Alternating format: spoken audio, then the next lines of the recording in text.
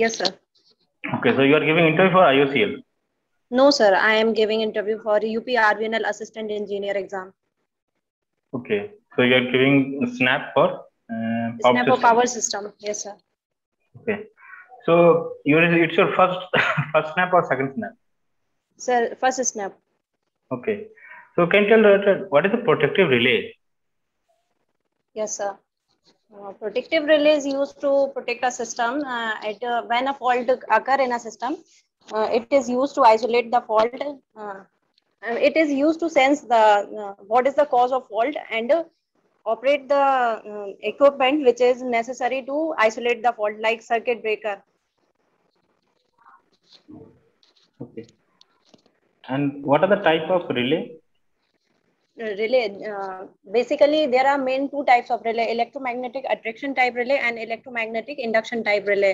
And electromagnetic attraction type relay is further subdivided in armature attraction type, solenoid type, and all balanced beam type relay.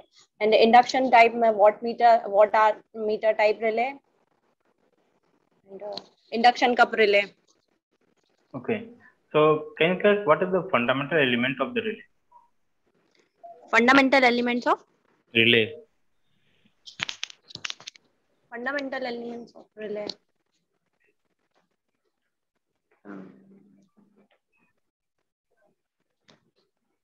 Relay mainly CT is mainly used to detect the like a fault occur in a system. Then CT sends the fault. Then it Yeah, one is plunger. sensing. One is sensing. And second.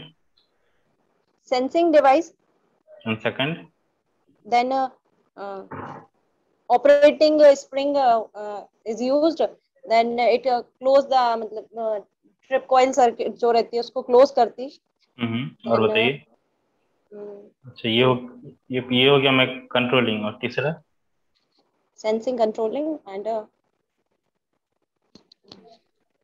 Okay. तो ये बताइए कि जो relay failure करता है तो किन कारणों के कारण वो फेल हो जाता है?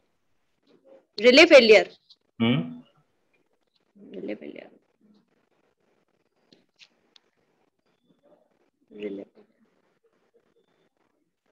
Sorry sir. Relay failure.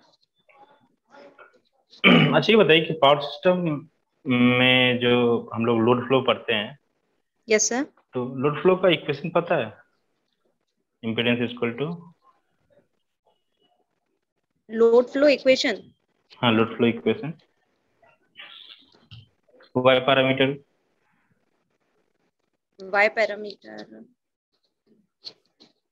Y parameter जो सर इक्वेशन है I1 के टर्म्स में. हाँ, I1 और I2 के टर्म्स में.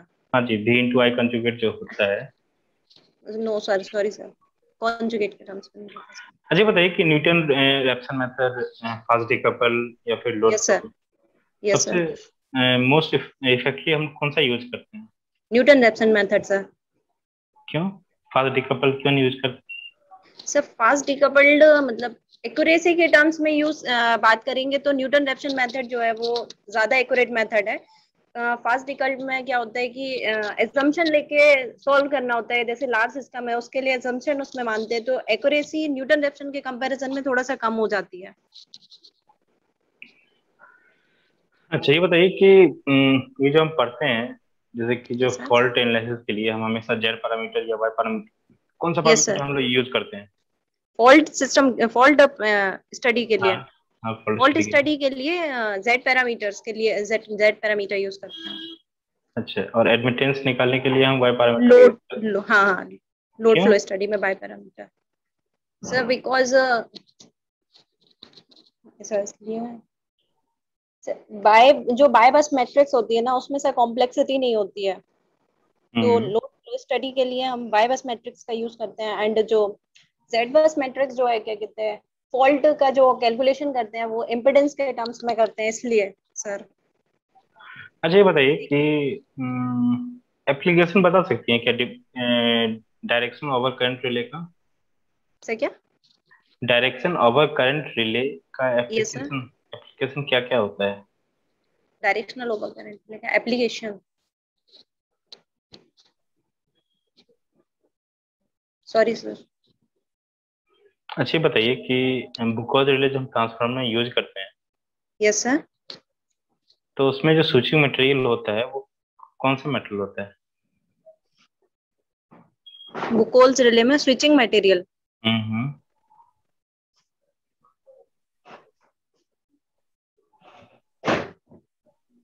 Sir no idea. अच्छा, ट्रांसफार्मर में अगर यस। हम, आप कहीं पे ट्रेनिंग की है ट्रांसफार्मर मतलब पावर प्लांट में या फिर कहीं पे? Yes sir. अच्छा, तो ट्रांसफार्मर का जो हम मेंटेनेंस करते हैं, यस सर। चाहे ड्राई टाइप ट्रांसफार्मर होता है या ऑयल टाइप ट्रांसफार्मर होता है, यस सर। तो उसका क्या क्या प्रोसीड्योर है?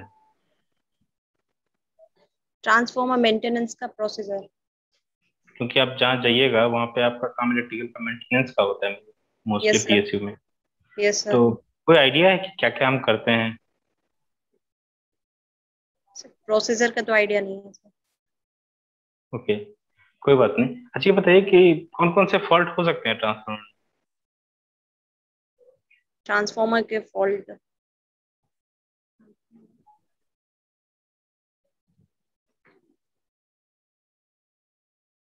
अच्छा, ये बताइए कि मोस्ट सीवियर फॉल्ट जो होता है ट्रांसफार्मर में, वो डिस्ट्रीब्यूशन ट्रांसफार्मर में होता है या पावर ट्रांसफार्मर में होता है? I think power transformer sir. क्यों? मेनली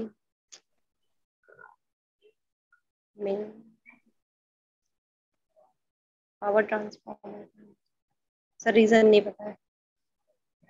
अच्छा, ये बताइए कि जो पावर प्लांट होता है यस सर। उसका अल्टरनेटर का यूनिट क्या होता है? एमवीए में होता है। Sir sorry sir. The rating of alternator is measured in MVA. Sir please ask again. The rating of a material is generally measured in MVA, yes sir. and rating of a power plant is measured in megawatt yes or sir. watt. Why it is so?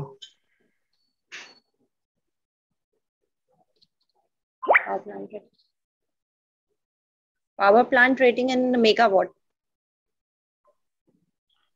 या power plant नहीं कहते हैं ये plant इतना megawatt का है, लेकिन alternator का पावर तो हमेशा एमवीए में होता है। ऐसा क्यों होता है?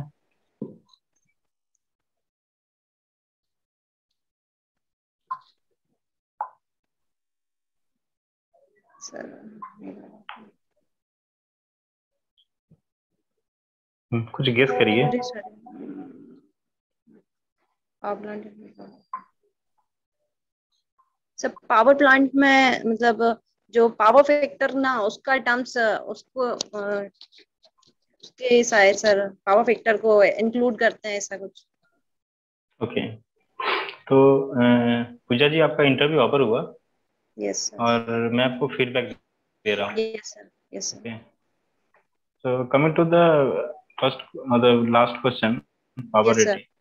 Yes sir. होता क्या है कि जो मेरा अल्टरनेटर होता है यस सर। वो मैकेनिकली इनपुट होता है, यस सर। जो, और जो हमारा आउटपुट जो होता है वो एमपीए में होता यस सर। है। तो मैकेनिकल आउटपुट को मेजर करने के लिए कंसीडर किया जाता है वाट। तो यस इसीलिए सर। हम इनपुट आउटपुट को, मतलब ये इतना जो है वो मेरा मतलब जो जो भी आपका टरबाइन रोटेशन के लिए जो भी स्टीम पावर यूज करते हैं, चाहे वो यस नॉर्मल सर। प्लांट हो या सुपर क्रिटिकल प्लांट हो, यस सर। क्योंकि वाटर का टेम्परेचर 7 - 7 ये, सॉरी 720 डिग्री सेल्सियस या 750 डिग्री सेल्सियस पे हम ऑपरेट करते हैं।